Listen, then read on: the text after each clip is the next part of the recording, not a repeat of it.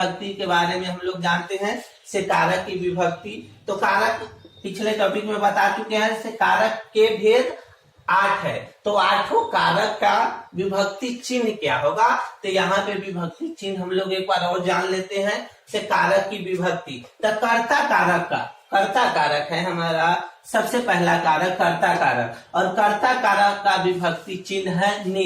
कर्ता कारक का विभक्ति चिन्ह क्या है, तो कर्ता कारक का विभक्ति चिन्ह ने है। हमारा दूसरा कारक है कर्म कारक, और कर्म कारक का जो विभक्ति चिन्ह है को।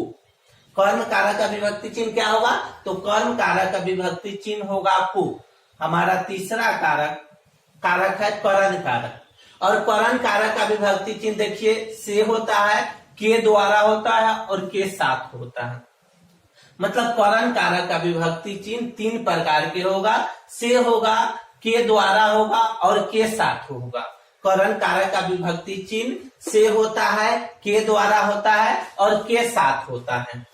करण कारक का विभक्ति चिन्ह से, के द्वारा और के साथ होता है। उसके बाद चौथा हमारा चौथा कारक है संप्रदान कारक। तो संप्रदान कारक का देखिए यहाँ विभक्ति चिन्ह के लिए होता है और को होता है।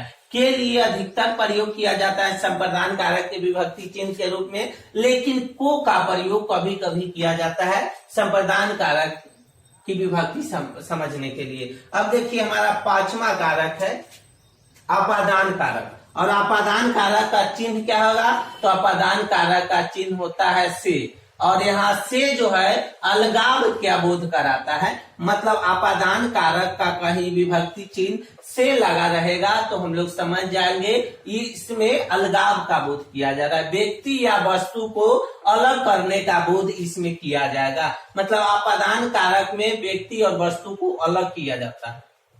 अब देखिए छठा हमारा कारक है संबंध कारक। तो संबंध नाम से ही पता चला है, संबंध बताया जाता है, तो इसका जो विभक्ति चिन्ह है वो का के की होगा। संबंध कारक का विभक्ति चिन्ह क्या होगा, तो का के की होता है संबंध कारक की विभक्ति। उसके बाद आगे जानते हैं अधिकरण कारक के बारे में।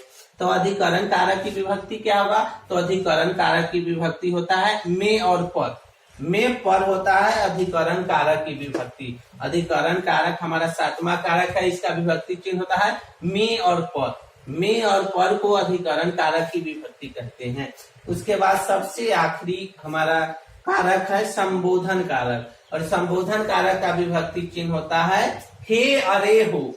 हे अरे हो संबोधन कारक की विभक्ति होती है। और ये देखिए ये जो हमारा कारक का टॉपिक पहला है।